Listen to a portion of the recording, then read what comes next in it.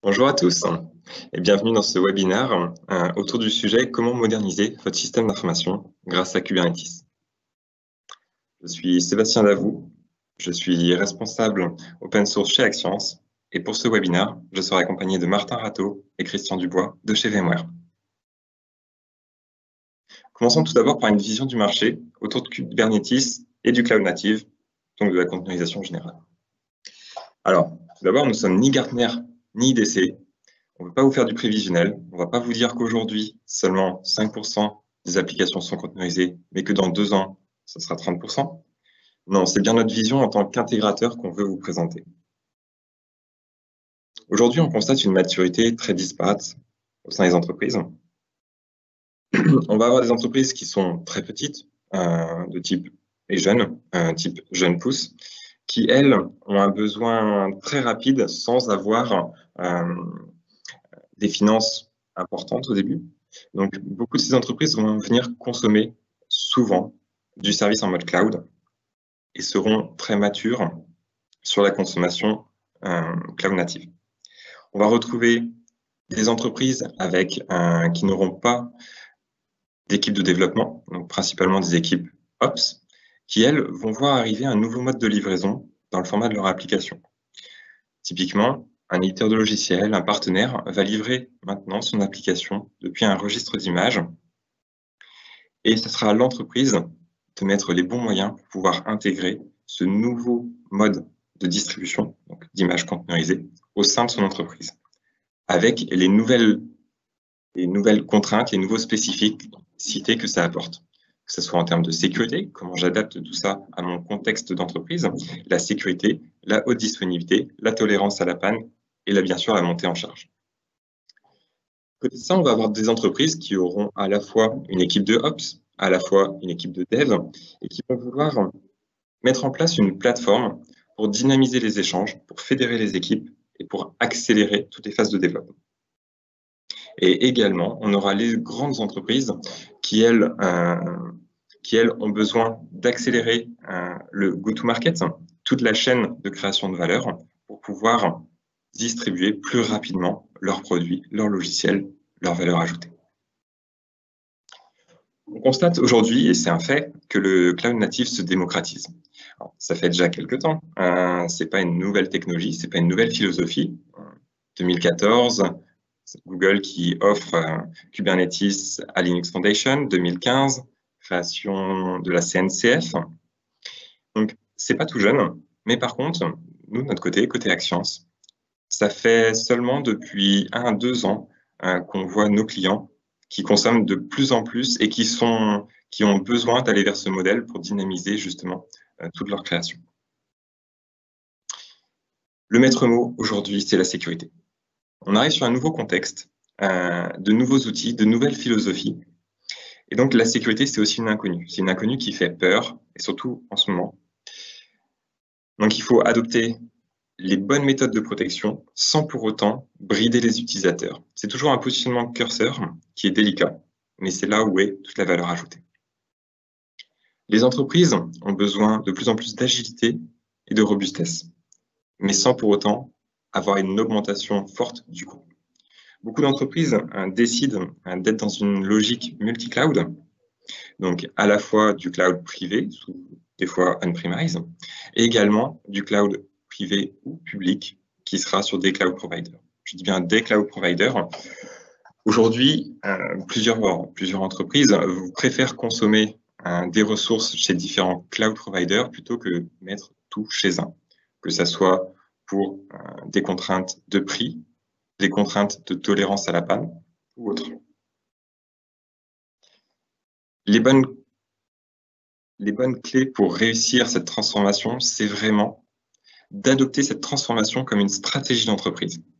Il faut fédérer les différentes parties prenantes de votre entreprise, que ce soit les équipes de dev, les équipes Ops, les équipes autour de la sécurité ou même de la qualité. Il faut regrouper toutes ces personnes pour créer une émulsion, leur montrer que c'est la voie que l'entreprise choisit. Il faut embarquer tout le monde. Il ne faut pas laisser de côté certains. Un autre point important, c'est la question du patrimoine applicatif. Aujourd'hui, les entreprises qui ont des logiciels, qui portent des logiciels pour leur métier ou des logiciels qui sont traités au sein de la DSI, les nouveaux logiciels, c'est communément admis qu'ils seront développés dans cette nouvelle méthode de cloud native, donc conteneurisés, facilement, on peut facilement les mettre à l'échelle et autres. Donc, nouvelle application dans ce modèle. Par contre, qu'en est-il de tout mon patrimoine applicatif, tout mon legacy? Est-ce que je dois faire en mode Big Bang et tout casser et tout reconstruire, donc passer d'une architecture monolithique à une architecture micro-conteneurisée? Est-ce que je dois faire du glisser-déposer, lift and shift, et simplement déplacer mon vieux code et le faire porter en conteneur? C'est possible. C'est sans doute pas la meilleure méthode, mais c'est possible.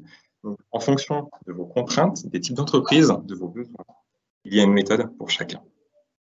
Aujourd'hui, nous, chez Axience, on constate une réelle augmentation dans les demandes d'accompagnement, les demandes de construction d'architecture, les demandes de formation autour de tous ces sujets. Si je devais résumer en 3 questions, en 3 points, les questions les plus fréquentes que l'on a avec nos clients, la première serait comment je garantis la sécurité sans pour autant freiner l'innovation de mes collaborateurs. Le deuxième point, ça va être comment je transforme mon patrimoine applicatif. Est-ce que je dois tout refactoriser? Est-ce que je dois prendre mon vieux code et le glisser-déposer dans ce nouveau modèle? Et également, avec ce nouveau changement de philosophie, comment j'assure la supervision, comment j'assure la sauvegarde dans ce nouveau paradigme? Pour répondre à certaines de ces questions, je vais laisser la main à Martin qui va nous présenter qu'est-ce que Tanzu. Martin? Oui, bonjour à tous et merci Sébastien pour cette introduction. En effet, je travaille déjà chez VMware Tanzu, je suis commercial spécialiste. Je vais définir en quelques slides un petit peu qu'est-ce que VMware Tanzu pour répondre à cette déjà première question sur ce slide. Et je vais essayer de vous faire comprendre un peu mieux quelle est notre stratégie et comment nous accompagnons nos clients sur ces sujets qui sont vastes, que sont les applications modernes, que sont le patrimoine applicatif et réussir cette transformation vers le cloud native et notamment par l'adoption de Kubernetes pour réussir le virage de la containerisation. Donc, sans transition, c'est un portefeuille de solutions logicielles et de services professionnels, VMware Tanzu. Donc, c'est une marque, finalement, qui porte toute notre ambition pour moderniser vos applications et les infrastructures de nos clients. Quand on parle d'infrastructure, on pense on-premise, donc vos salles machines, vos data centers en propre, vos sites distribués comme des usines, ou encore vos déploiements dans le cloud. Donc on va travailler au travers de ces différents piliers, vous voyez ici ces différents rectangles, sur la construction d'applications. Si vous travaillez et si vous avez des équipes de développement, on va travailler sur l'expérience du développeur pour livrer plus vite, plus souvent, de nouvelles fonctionnalités, de nouveaux services, de nouvelles applications pour encore mieux accompagner le métier et évidemment mieux servir vos clients finaux. La partie run, finalement l'exécution, et ça passe notamment par l'intégration de Kubernetes sur votre ou vos infrastructures, eh bien c'est ce qui finalement occupe la majorité de nos clients aujourd'hui, à savoir comment je passe à l'échelle sur la containerisation. Et ça, je vais rentrer évidemment dans le détail, et notamment au travers de la démonstration, on va se rendre un petit peu mieux compte comment VMware met Kubernetes à disposition de ses clients. Et enfin, sur le rectangle de droite, la partie administration, quand je suis à l'échelle sur la partie containerisation, sur des applications modernes, je souhaite porter mes applications d'un cloud à un autre, ou alors évidemment faire du multi-cloud, potentiellement faire du multi-cluster Kubernetes et porter, selon différents critères techniques, financiers, mes workloads, mes applications d'un cloud à un autre. Ça amène évidemment des notions comme de la connectivité, du stockage, parce qu'évidemment la data doit suivre l'application, et aussi ça passe par une interface graphique notamment pour pouvoir aider les équipes opérationnelles à gagner du temps, à automatiser et prendre des décisions. Alors vous n'êtes pas sans savoir que Kubernetes c'est une solution et un composant qui est open source, donc VMware ne communique peut-être pas encore assez sur ces sujets-là, mais en tout cas on est une société qui contribue très fortement au domaine de l'open source et aux communautés. Ça, c'est très important pour nous, et notamment sur le sujet même de Kubernetes. On est aujourd'hui, depuis ces 24 derniers mois, deuxième contributeur derrière Google. Alors, ce qui est important pour nos clients, parce que évidemment, ils se rendent bien compte que VMware a réussi ce virage et offre un portefeuille de services et de solutions qui est pérenne. Donc c'est vraiment pour accompagner nos clients sur des enjeux métiers très forts et des applications critiques très forts. Et ils savent qu'en faisant le choix de VMware, ils ont évidemment un support et donc les mêmes niveaux d'exigence finalement qu'ils connaissent pour le reste de nos solutions. Alors ça passe par beaucoup d'R&D, hein, évidemment, par beaucoup de contributions. Dans le domaine de l'open source, on parle de commit, et ça passe aussi par le renfort, par de l'outillage, par des rachats de sociétés. Et ce qui est important à savoir, c'est qu'aujourd'hui, la direction finalement produit, elle est donnée par deux des créateurs de Kubernetes, qui sont aujourd'hui chez VMware et qui nous donnent cette impulsion autour de, évidemment, Kubernetes, du cloud native et de l'open source. Alors, les quelques logos que j'affiche ici, c'est des composants que VMware développe, reverse notamment à la communauté. Et évidemment, quand nos clients choisissent VMware, eh bien, ils ont le support de VMware sur ces composants. On peut citer par exemple Arbor, qui est une registry d'entreprise qui est validée par la CNCF. On peut parler du framework de développement Spring, du dashboard Octant, de l'outillage de backup qui s'appelle Velero, qui est aussi très reconnu sur le marché, ou encore Sonobuoy, qui est notamment l'outillage validé par la CNCF pour certifier les distributions Kubernetes. Et enfin, évidemment, on participe à la fondation Linux historiquement. À la CNCF, on en est un sponsor et on en est une partie vraiment prenante. Et sur la partie aussi Open Container Initiative qui vise tout simplement à créer un standard sur les runtime d'exécution pour fournir des images OCI, voilà, et évidemment qui seront orchestrées par des distributions Kubernetes. Alors, si on matérialise finalement où peut aider VMware Tanzu entre vos clients finaux finalement et lorsque vous avez des développeurs, ou en tout cas quand vous avez des applications modernes potentiellement à exécuter sur vos infrastructures, évidemment on va parler d'expérience développeur et d'expérience Ops.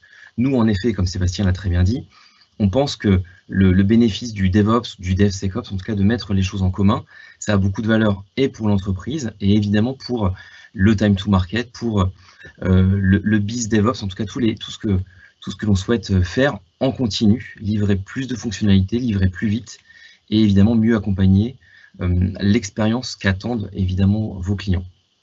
Alors ça passe évidemment par une chaîne CI/CD. Alors qui dit utiliser une distribution certifiée permet en fait tout simplement de tirer parti de tout l'écosystème Kubernetes.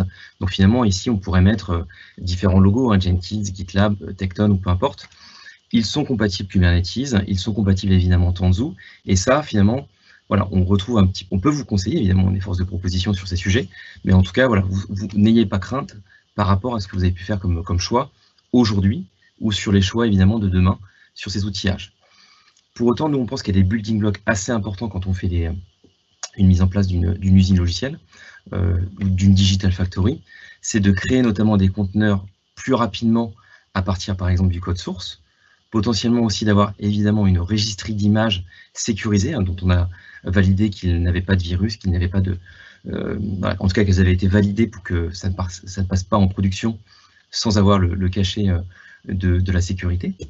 Ça peut être aussi d'utiliser un catalogue d'images de Helm-chart, par exemple, c'est quand même très utilisé aujourd'hui par les développeurs, pour gagner en vélocité aussi, et gagner en rapidité pour livrer encore une fois plus vite, plus rapidement son code en production. Enfin, encore une fois, je vais me répéter peut-être, mais sur la distribution CNCF certifiée, c'est très important parce que c'est un gage pour vous de portabilité aussi de vos applications, c'est-à-dire que vous n'êtes pas loqué avec finalement votre socle sous-jacent, vous prenez vos applications et vous les déplacez finalement où ça fait le plus de sens pour vous, pour vos métiers, et selon évidemment vos propres indicateurs métiers. On vous donne évidemment un plan de contrôle unique qui vous permettra évidemment de piloter ce qui se passe. Alors ça passe par de l'observabilité, on vous supporte par exemple sur du Prometheus, du Grafana, qui sont des outillages quand même très orientés plutôt au monde du développeur. Côté Ops, on a évidemment toute une palette pour aussi vous accompagner à monitorer l'état de santé finalement et de vos infrastructures et de votre parc applicatif. Il y a une notion de connectivité, hein, parce qu'évidemment quand on veut faire du multi-cloud, quand on veut faire du conteneur et du Kubernetes à l'échelle, eh bien il faut savoir connecter ces applications à son existant, et évidemment potentiellement avoir sa base de données sur son data center, on-premise, et potentiellement des choses, des microservices qui seraient dans le cloud. Donc ça, il faut avoir, on fait appel par exemple à du service mesh. Et enfin, pour terminer, VMware Tanzu va vous aider notamment à finalement à réussir ce virage-là avec une plateforme industrialisée. Il y a beaucoup de questions encore qui se posent, c'est comment je crée un cluster, plusieurs clusters, comment je vais gérer leur cycle de vie, comment je vais gérer le stockage, le backup, et évidemment tout ceci est pensé pour tirer parti de votre propre existant. Et quand il manque des choses, quand vous avez besoin de nous, et bien évidemment on est force de proposition, on a les solutions aussi pour vous accompagner sur ces sujets. Maintenant, je vais me concentrer vraiment sur notre propre distribution Kubernetes. Donc, elle s'appelle Tanzu Kubernetes Grid, et c'est à vous de choisir finalement votre expérience opérationnelle.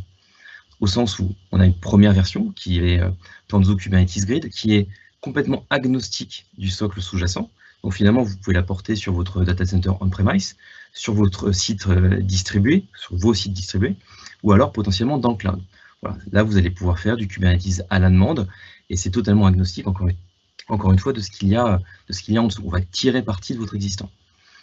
On a une deuxième façon de faire une intégration de Kubernetes, et notamment très orientée vSphere. Donc avec la sortie de vSphere 7 au mois d'avril 2020, on a repensé complètement le VSX, et on a mis au même niveau et les pods et les conteneurs, et également évidemment les machines virtuelles. Donc aujourd'hui, cette plateforme applicative, finalement, elle sait exécuter l'ensemble des applications traditionnelles et cloud native pour nos clients. Et évidemment, c'est portable aussi sur notre data center virtualisé qui s'appelle VMware Cloud Foundation. Et évidemment, c'est portable sur tout type de cloud provider avec qui nous sommes partenaires. Et enfin, puisque une interface graphique est aujourd'hui nécessaire, notamment pour accompagner finalement les opérateurs qui débutent un petit peu sur ces sujets et qui souhaitent passer à l'échelle avec notamment des déploiements à travers différents clouds, on a une solution qui permet de prendre le contrôle sur tous les types de clusters Kubernetes, tout type de déploiement à travers vos multi-clouds et prendre des décisions, mettre des politiques de sécurité assez avancées comme par exemple tout doit passer par ma registry qui est derrière mon firewall. Je peux backuper par exemple mon cluster Kubernetes qui est sur Azure et je le remonte sur ma salle machine numéro 4. Voilà, c'est à peu près ce genre de cas d'usage, et ça passe par du clic-bouton au travers d'une interface graphique. Voilà. Donc ça, c'est ce type d'approche que l'on peut proposer à nos clients. Je vais maintenant zoomer un petit peu sur vSphere 7 with Tanzu, donc qui est le rectangle du milieu, au travers finalement des deux parties qui sont finalement concernées par le virage de la conteneurisation. Donc évidemment sur le côté opérateur sur la droite, donc un administrateur vSphere, il sait très bien assurer ses missions de performance, de sécurité, et il le fait très bien, notamment au travers des outillages qu'il connaît, notamment avec son vCenter ici. On va lui rajouter simplement les clusters Kubernetes. C'est natif, c'est directement intégré. Il suffit juste de le déployer au travers de la console qu'il connaît et qu'il maîtrise. Pour autant, si on regarde le développeur sur la gauche, il a déjà sa façon de créer lui-même ses clusters Kubernetes. Il a ses propres recettes, et lui, ce qui lui incombe, c'est de créer plus vite, de livrer de nouvelles fonctionnalités, de livrer de nouvelles applications. Et ça, il le fait soit à travers des fichiers de description, du YAML, de la ligne de commande ou des calls API.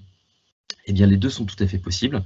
Et c'est en ça que pour nous, on pense que vSphere 7 with Tanzu est une bonne plateforme parce qu'elle permet, d'être confort sur le niveau de performance et le niveau de support, évidemment, fourni par VMware. Et vSphere 7, c'est aussi une plateforme qui permet de faire du self-service également pour les développeurs. Voilà. Il y aurait évidemment beaucoup de choses à dire, mais je pense que la démonstration de Sébastien et Christian vont vous permettre d'en prendre un peu plus la mesure.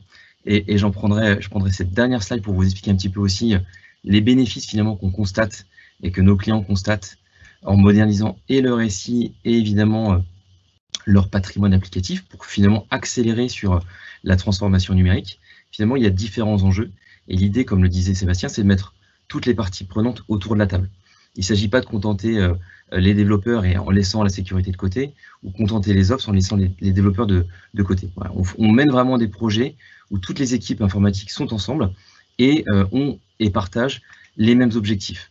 Alors après, ça peut se résumer par plus d'agilité, plus de disponibilité de services, d'applications, de l'automatisation pour justement on passe plus de temps sur des tâches à valeur ajoutée, sans laisser encore une fois la sécurité de côté. Ça passe par la collaboration. On voit beaucoup, évidemment, et en plus, dans le domaine de l'open source, c'est quand même très important de mettre en commun. Et ça, l'innovation continue, on pense que voilà, quand on souhaite accélérer son time to market, quand on souhaite réussir sa transformation numérique, ça a évidemment de la valeur pour toutes les parties. Enfin, une plateforme qui est efficace, qui est supportée, eh bien, ça va permettre plus de confiance pour les équipes et ça va permettre et faciliter aussi l'adoption. Et pour terminer, et je laisserai la main évidemment pour la partie démo, il y a aussi cette notion de quand on choisit VMware Tanzu, on n'est pas du tout loqué à VMware. En tout cas, à tous les moments, puisque c'est une distribution qui est encore une fois certifiée CNCF, vous prenez vos applicatifs et vous les déplacez là où vous le souhaitez. La seule façon, c'est de bien écrire évidemment votre YAML et de ne pas générer d'adhérence avec votre socle. Mais en tout cas, on accompagne nos clients sur ce type de projet et on serait ravis évidemment de vous accompagner sur ces sujets. N'hésitez pas, hein, vous pouvez poser des questions dans la partie questions-réponses et on y répondra en fin de session. Christian, Sébastien, c'est à vous. Merci.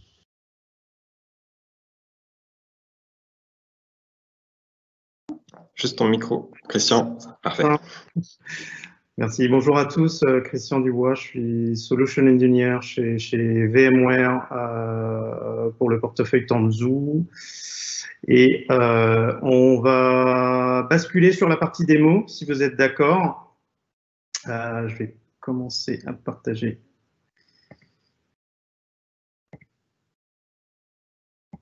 mon écran. Donc, pour cette démo, on va se concentrer sur la solution vSphere 7 8 Tanzu. Donc, vSphere 7. Moi, je ne vois pas ton écran, Christian. Ah, pourtant, le partage est bien. C'est bon? Pour moi, c'est bon. C'est bon. Ouais. Désolé, j'ai cliqué très rapidement. Donc, sur cette démo, on va se concentrer sur la solution vSphere 7 8 Tanzu. Donc, le management Kubernetes intégré directement dans l'hypervisor vSphere. On va jouer un jeu de rôle avec Sébastien. Donc, moi, je vais jouer le rôle de l'opérateur administrateur vSphere et Sébastien va jouer le rôle d'un DevOps et d'un administrateur Kubernetes. Donc, on va commencer par vous présenter la solution vSphere 7 8 Tanzu et puis on terminera avec la présentation de Tanzu Mission Control et comment on peut opérer de manière globale l'ensemble de vos clusters Kubernetes, qu'ils soient on-premise sur un environnement vSphere ou sur un public cloud. Donc, je vais commencer par vous présenter la console vCenter et les petites nouveautés au niveau de la console vCenter. Tout d'abord, donc là, vous voyez que j'ai un cluster vSphere avec 3 ESX et que j'ai transformé en management plane Kubernetes, donc c'est ce qu'on appelle le supervisor cluster, donc c'est devenu le supervisor cluster, et ça se matérialise par les 3 VM que l'on voit ici, qui représentent en fait les worker nodes, les master nodes du management plane Kubernetes que j'ai activé. Pour activer cette fonctionnalité-là, il y a un nouvel élément dans la partie menu ici qui s'appelle le Workload Management. Et ce que j'ai fait au préalable, c'est cliquer sur un bouton Enable sur le Workload Management et à partir de là, ça a transformé tous mes hosts ESX en nœuds Kubernetes. Une fois que j'ai activé le Workload Management, la première chose que je vais faire, c'est créer ce qu'on appelle un vSphere Namespace. Alors, un vSphere Namespace, c'est comme une resource pool.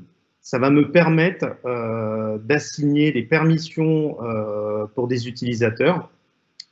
qui vont par la suite être capables de créer des clusters, de déployer des pods, des vSphere pods ou des VM de manière déclarative, comme si c'était des objets Kubernetes. Donc, je vais commencer par faire ça. Donc là, je vais créer un namespace. Je vais lui donner un nom. Je vais l'appeler Actions Webinar. Donc, mon namespace est créé et je vais donc pouvoir attribuer des permissions à un utilisateur que je vais sélectionner à partir du domaine vSphere local. Donc, j'ai déjà un utilisateur ici que j'ai créé qui s'appelle DevOps. Et c'est cet utilisateur-là que Sébastien va utiliser par la suite pour pouvoir créer des workloads au sein de ce namespace. Donc, je vais lui donner pour ça un rôle edit. Ce rôle-là va se matérialiser concrètement au niveau des clusters Kubernetes, ça va se matérialiser par un rôle cluster admin. Une fois que j'ai attribué les permissions, je vais pouvoir définir également les storage policies. Donc là, je vais en sélectionner un. Et ce storage policy, lui, va être transformé en storage class sur les clusters Kubernetes qu'on va créer au sein de ce namespace.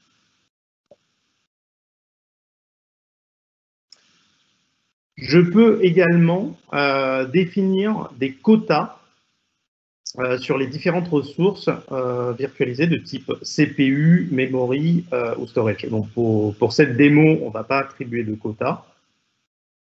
Et le dernier élément que je voulais présenter, c'est une nouvelle souscription à un Content Library. Donc là, ça a été positionné automatiquement, ça s'appelle Kubernetes. Et cette souscription-là va nous amener un certain nombre de templates OVF qui vont servir par la suite pour créer les nœuds des clusters Kubernetes. Donc là, on peut voir qu'on a différents templates en fonction des versions qui sont fournies, certifiées et signées par VMware. Sébastien, tu peux prendre la main, maintenant que j'ai créé l'utilisateur. Donc, Sébastien, en tant que Kube admin, peut prendre la main. Super, merci Christian. Il y a juste un dernier élément que je voulais voir sur ton écran. Moi, je vais devoir utiliser une commande kubectl pour prendre la main sur et créer les workloads Kubernetes. Mais par contre, pour me connecter, je vais devoir utiliser un petit greffon, un greffon vSphere, qui peut être téléchargé directement depuis ton portail, voilà, via ce lien. Donc, un simple petit utilitaire qui se rajoute en parallèle de notre kubectl. Donc, au préalable, je l'ai installé. Je partage mon écran.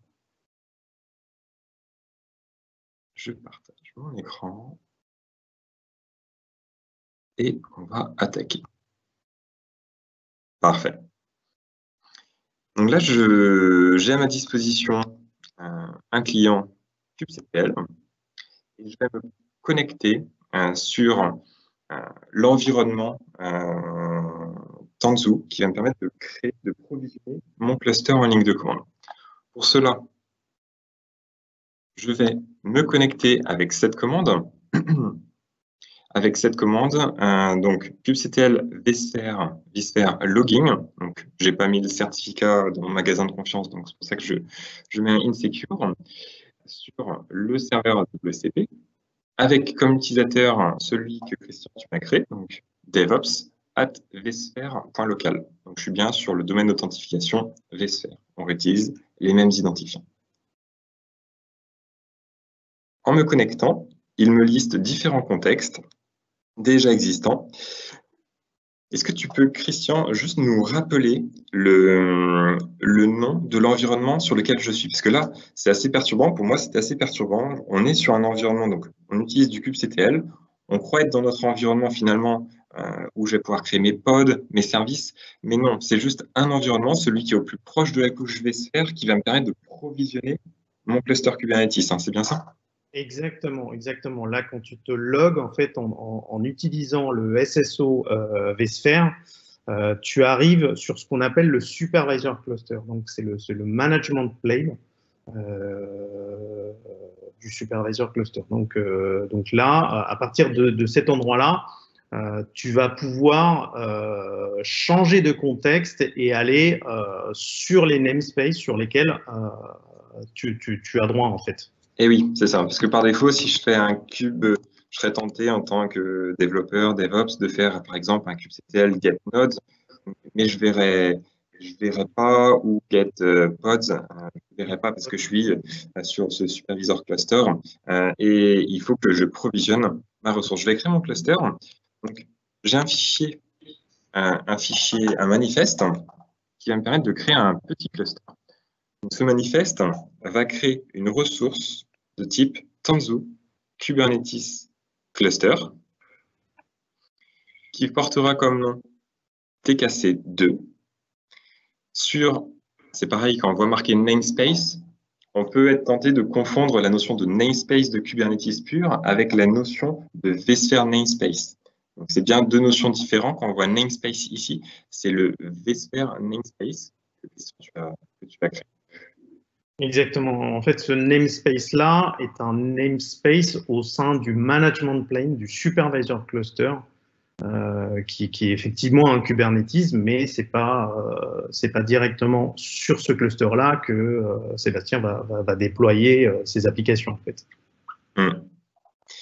Exactement. Et derrière, je vais pouvoir sélectionner la version de mon cluster TKC, donc là en 1.19. Chaque cluster que je vais pouvoir créer, je vais pouvoir lui spécifier une version différente. Donc, typiquement, j'ai une équipe métier qui doit porter une application qui a une contrainte forte avec une version de Kubernetes. Je vais pouvoir déployer un cluster qui sera dédié à cet usage. Il est communément admis qu'il est préférable de déployer une multitude de clusters Kubernetes plutôt qu'un gros cluster mutualisé où on est un petit peu fort. On va pouvoir spécifier également le nombre de nœuds de type control plane, donc les nœuds master, et le nombre de nœuds de type worker, ceux qui vont porter la donnée. Dans le cadre de la démo, on va faire un de chaque. On retrouve les storage classes que tu as évoqués, que tu as spécifié tout à l'heure dans le vSphere namespace. Oui. On a un fichier manifeste qui me semble pas mal. On va appliquer ce manifeste. Donc, si je fais un kubectl apply-f de mon mini cluster, en réalisant cette commande, je demande la création de mon Tanzu Kubernetes cluster qui est en cours de provisionnement. C'est une tâche qui peut prendre 5-7 minutes. Pour dynamiser la démo, on va passer sur un autre cluster qu'on vient de provisionner juste avant, pour éviter d'attendre les 7 minutes. Donc, je vais me connecter sur ce cluster qu'on a créé, donc le TKC1. Donc, pareil, on retrouve les mêmes informations en utilisateur DevOps sur notre TKC qui s'appelle TKC1 dans le namespace Actions. En me connectant, il va me lister mes différents contextes. Si je veux vérifier mes contextes, je peux toujours faire un kubectl config get text. N'hésitez pas à poser des questions dans le chat. Bon, plaisir d'y répondre. On peut lister les contextes. On retrouve le contexte sur lequel je suis actuellement, donc le TKC1. Donc tout est bon. Et sur le principe, je peux, donc là, en tant que DevOps, développeur, je m'y retrouve complètement. J'ai mon invite de commande avec kubectl et je vais pouvoir lister mes ressources, mes pods, mes déploiements, mes daemon sets. Donc par défaut, j'ai aucun pod. Parfait. Donc pour quand même avoir quelque chose d'un peu visuel, on va créer, si ça vous va, un petit serveur web qui représentera notre application. On va créer un serveur web, on va déposer un serveur web qui tournera sur du Nginx. Je vais faire un kubectl run sur une image qui sera Nginx en latest, que je vais appeler, soyons original, Nginx. Et j'ai déployé un pod. Pour lister mon pod, on va faire mon kubectl get pod. J'ai bien un pod qui est prêt, donc qui répond sur la couche applicative, qui est pleinement fonctionnel depuis 8 secondes. Parfait. Ce pod, je vais vouloir ce service, ce pod, cette application, je vais vouloir l'exposer. Parce qu'un Nginx, si on n'expose pas son port web, pas une grande utilité. Je vais les récupérer juste avant une information. Je peux éditer en direct la définition de mon pod. Une information que je dois récupérer, c'est ça, le label. Le label, c'est vraiment de simples étiquettes sous forme de clés de valeur qui vont qualifier ma ressource, donc mon pod. Donc là, j'ai une clé qui s'appelle run, avec une valeur qui s'appelle Nginx.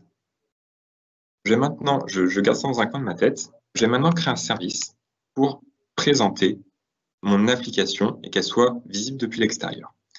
Donc avec un kubectl, je vais créer kubectl create service de type, alors tab, il va me proposer, ok, donc de type load balancer,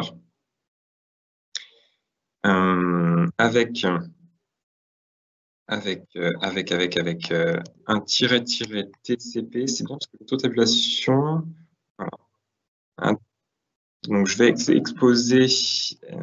exposer l'application en 80-80 avec un port en interne dans mon conteneur qui sera le 80. Et je vais appeler mon service Nginx. Parfait. J'ai bien kubectl get svc. J'ai bien mon service Nginx qui, comme il est de type load balancer, a une external IP et avec ma translation de port. Maintenant, quand j'écris mon service, je n'ai pas donné d'indication sur vers quoi tu renvoies le flux web. Donc, il faut raccrocher mon service à mon application, donc à mon pod. Je vais éditer mon service. Toutes ces actions peuvent bien sûr être faites via un simple fichier YAML avec mes instructions et je charge ce fichier YAML. Là, je l'ai fait en direct, en mode interactif. Donc, kubectl edit service. Donc, on a toute la description de notre service et notamment, on a un sélecteur. Le sélecteur nous permet justement de savoir à quoi on est rattaché.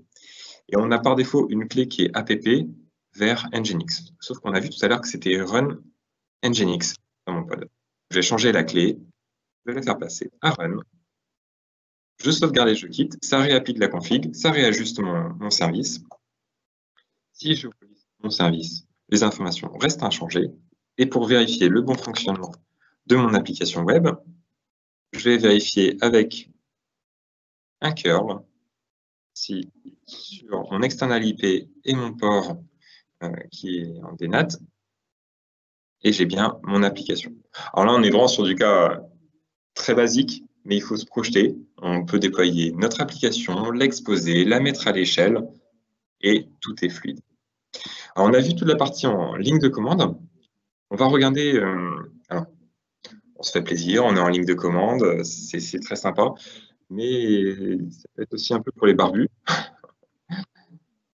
Peut-être apporter juste avant, Sébastien, une petite précision parce que là, tu as provisionné un service de type load balancer et à aucun moment, moi, en tant qu'opérateur, j'ai été configuré un load balancer.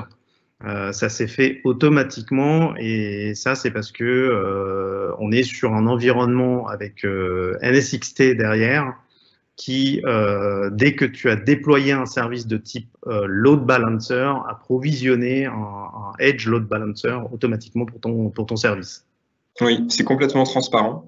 Donc, ça laisse la liberté aux développeurs, aux DevOps de pouvoir provisionner des ressources Donc, on ne freine toujours, par rapport à ce qu'on a vu au tout début, on ne freine pas l'innovation tout en garantissant la liberté et la sécurité pour l'utilisateur.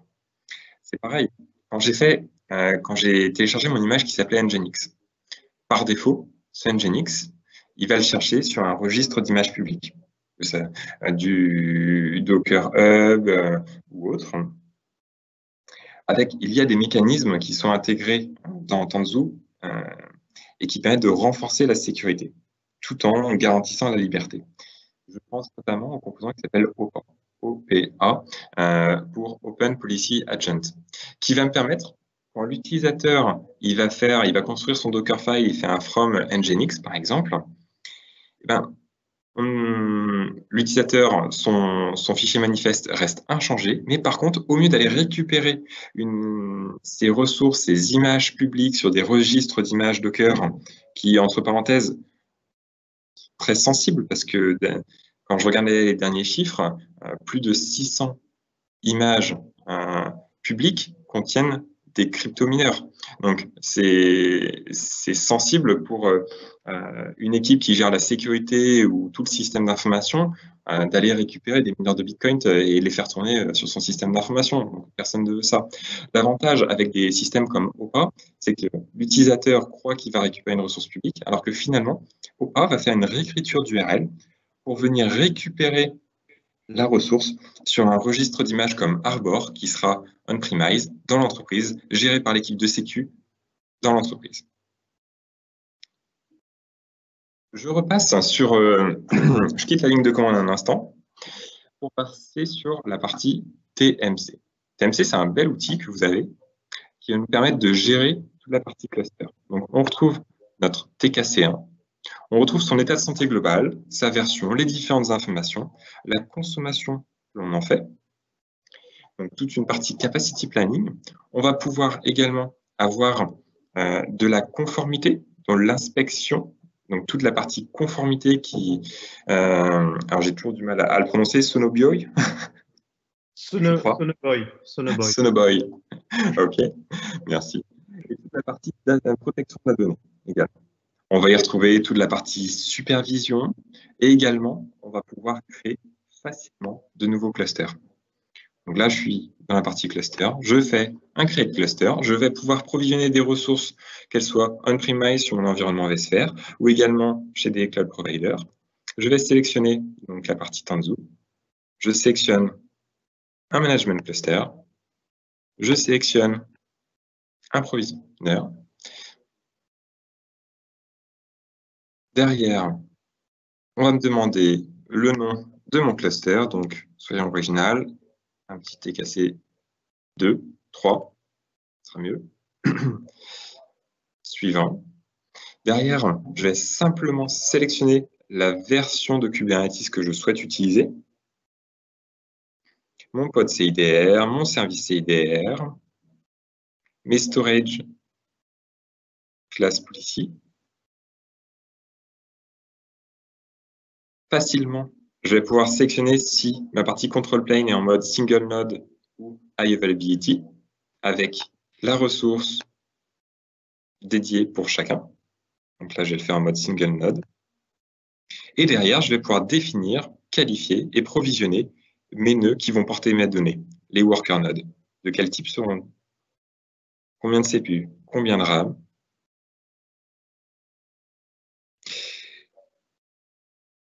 Et ça sera tout bon.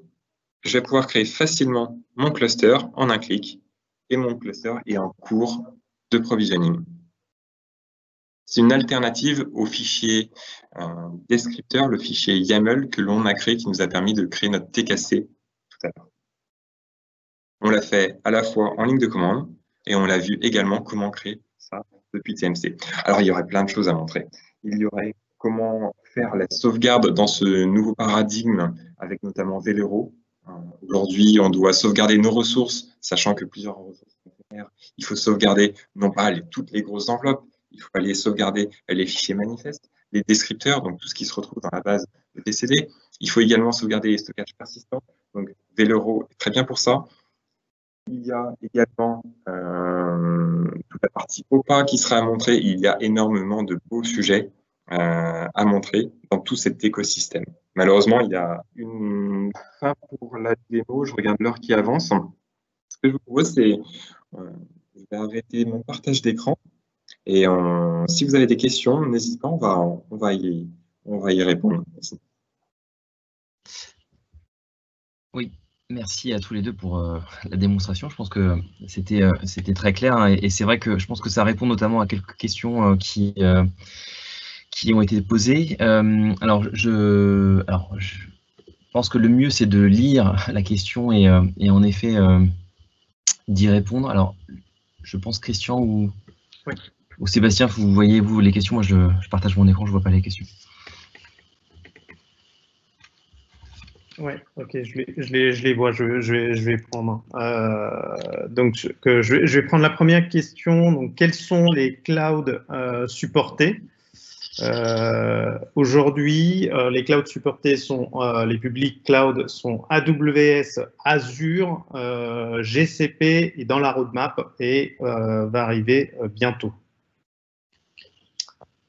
Deuxième question, dans combien de temps mettrez-vous à disposition la version 1.20 de Kubernetes? Alors, il faut savoir que en général, on sort une version de Tanzu dans le mois qui suit une release de la partie open source Kube. Donc voilà, ça devrait arriver. Le 1.19 est sorti il y a quelques temps déjà, donc le 1.20 devrait arriver sous peu. Alors, je me permets de prendre une suivante. Que signifie la partie CI/CD? Donc CI pour Continuous Integration et CD pour Continuous Delivery. C'est toute la brique d'intégration continue. C'est comment enrichir, créer de la valeur. C'est comment améliorer tout le processus de création et de livraison de nos applications. Je prends un exemple. Vous avez une application web. Ben, cette application web, vous la mettez sur un dépôt de code, un dépôt de code. Et donc, sur ce dépôt de code, on va voir les modifications qui vont arriver et on va faire des vérifications de qualité, par exemple, sur le code pour voir s'il n'y a pas plusieurs fois la même fonction. On va vérifier la syntaxe. On va voir également si dans ce bout de code, il n'y a pas des vulnérabilités, des failles, des mauvaises pratiques. Et derrière, on va aller construire l'application. Le rôle de la partie CI, intégration continue, ça va devenir de construire et mettre votre code alors ça peut être un conteneur, ça peut être en mode legacy aussi, bien sûr, mais ça va être de prendre votre code et de l'empaqueter dans une image avec les différentes dépendances qui vont bien et pour, au final, livrer ce package en environnement de pré-production ou de production. Parfait. Est-ce qu'il y a d'autres questions? Oui, vous en avez d'autres dans la section publiée. Je prends le temps de lire en même temps. Si Christian, tu veux en prendre certaines. Oui. Je fais dans l'ordre. Hein. Bonjour, les serveurs ESX 8 Tanzu sont-ils dédiés à Kubernetes ou ils sont hybrides VM et containers? Alors, ils ne sont pas dédiés à Tanzu. Donc, vous n'êtes pas obligé d'avoir des ESX spécifiquement pour activer le workload management. Quel est l'outillage pour la mise à jour des clusters? Est-ce que cela passe par des ressources custo Run VMware Tanzu? Si on parle du process d'upgrade des versions de Kube, pour ce qui est de la partie management plane, donc en fait le supervisor cluster, comme il est intégré entièrement dans le ESX au niveau de l'hypervisor, ça va se traduire par un vCenter Server Update. Donc, ça ne change rien pour un administrateur vSphere. Donc, c'est un vCenter Server Update classique. Pour ce qui est des workloads, des guest clusters, Donc, comme le cluster qu'a provisionné Sébastien, soit en ligne de commande de manière déclarative ou via TMC, ça, en fait, on va pouvoir les upgrader comme si c'était des ressources Kubernetes. Donc, on va pouvoir éditer le fichier YAML, changer de version et faire un kubectl apply. Donc, ça se fait en 2 temps. Alors, on a eu un ajustement de la question, une précision. La question est surtout, dois-je avoir des ESX pour Kubernetes et des ESX pour les VM? Non. Est-ce qu'on... Non, on n'est pas obligé d'avoir des ESX dédiés. Pour la partie Kubernetes. Oui. Sur nos ESX, on a à la fois la partie Kubernetes qui tourne et à la fois la partie machine virtuelle. Exactement. Alors, okay. J'ai accès aussi aux questions maintenant, désolé. Donc, en effet, il y a une question sur est-ce que le load balancer via NSXT fait partie du portfolio Tanzu? Alors, oui, il y a une intégration fine avec NSXT, mais il n'y a pas, ça ne vient pas directement avec Tanzu. C'est-à-dire qu'aujourd'hui, soit on a des clients qui ont déjà NSX et on accompagne en effet le client sur la mise en place de Tanzu et on tire parti évidemment de NSX puisque évidemment ça a énormément de valeur pour avoir une connectivité de bout en bout. Pour autant, si vous n'avez pas NSX et si nos clients n'ont pas NSX, on tire parti du load balancer, on va dire physique qu'ils peuvent avoir. Sinon, du HA proxy que l'on supporte dans le cadre par exemple, de notre solution, où on a aussi une alternative qui est la solution AVI Load Balancer, et qui est aussi un autre load balancer qui fait référence. Donc il y a plusieurs finalement réponses possibles, tirer parti de votre existant, ou alors avoir une vision notamment avec ou sans NSX, mais voilà, en tout cas c'est important évidemment de connecter, et le load balancer est tout comme un ingress, puisqu'on n'a pas adressé forcément ce point-là ce matin, ni potentiellement la partie service mesh. On répond à ces cas d'usage et évidemment, c'est une discussion qu'on a évidemment avec nos clients. On a une autre question sur le provisionnement des clusters Kubernetes. Donc, on a vu qu'on pouvait le faire en ligne de commande. On l'a fait tout à l'heure avec le déploiement de notre fichier manifeste, également via TMC. Donc, ça va être les 2 méthodes. Donc, avec la TMC, pour la partie graphique, c'est les 2 méthodes qui nous permettent de créer des clusters Kubernetes. C'est bien ça? Oui, exactement.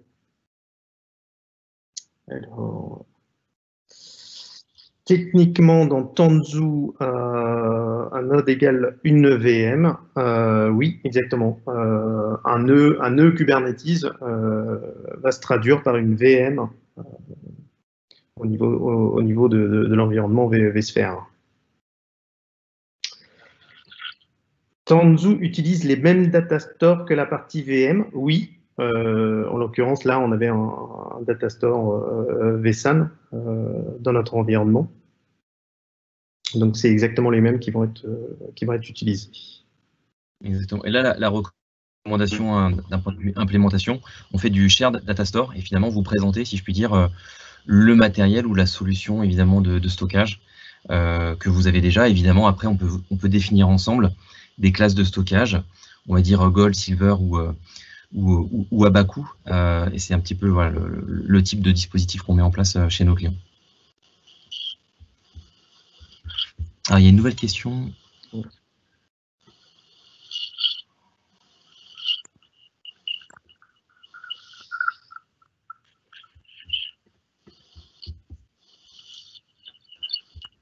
Alors, la toute dernière, la question est surtout dois-je avoir des ESX pour Kubernetes et des ESX pour les VM? Je pense que c'est la même qu'on a vu un peu plus haut. Non, en l'occurrence, les ESX ne sont pas dédiés forcément juste pour faire tourner les clusters TKC. Ça peut être les mêmes. Okay. Il y a une autre question, c'est y a-t-il des quotas, que ce soit sur le nombre de clusters créés, de connexions à des cloud providers, qui induisent sur le pricing? Alors là, je peux me risquer de répondre à cette question puisqu'on parle de pricing. Il y a deux métriques en fait. Quand on est dans un environnement, on va dire vSphere, plutôt on-premise, donc on va dire dans vos propres data centers, on a une tarification qui est à la CPU pour certaines de nos solutions, ou une tarification au core. Quand on est à l'extérieur, quand on est en mode off-premise, Tanzu est au core exclusivement, puisqu'évidemment c'est l'unité, on va dire, qui fait référence dans le cloud public. Donc évidemment, plus vous allez déployer finalement une architecture d'une taille conséquente, donc plus il va y avoir de puissance, eh bien on va compter évidemment les cœurs de master et de worker node qui sont utilisés. Donc oui, il y a une incidence en effet sur l'utilisation. Plus la plateforme va en effet scaler, plus il peut y avoir une incidence sur le pricing. Mais en tout cas, on a une réponse, on va dire, entre le moment où vous êtes sur vos salles machines ou si vous êtes à l'extérieur. Mais ça, c'est en effet une discussion qu'on peut plus longuement détailler et évidemment organiser un rendez-vous avec vous, évidemment la personne qui a posé la question.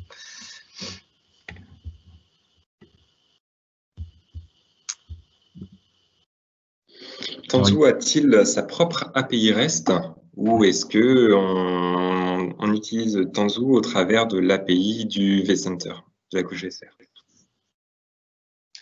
Alors, il y a une command line qui existe, donc la TKG CLI, qui permet d'attaquer le management plane.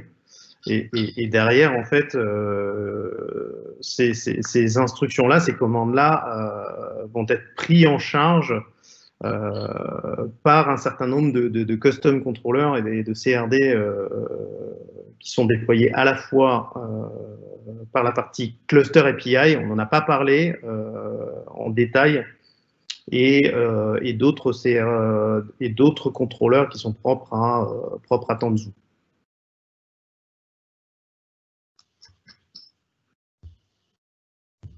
Bon, parfait, ça fait quelques questions, ça fait plaisir de voir pas mal de questions. Si vous en avez encore quelques-unes, n'hésitez pas, il nous reste quelques minutes, il nous reste 2 minutes sur notre temps initial. On peut en prendre une petite dernière, je pense, si ça amène de nouvelles questions.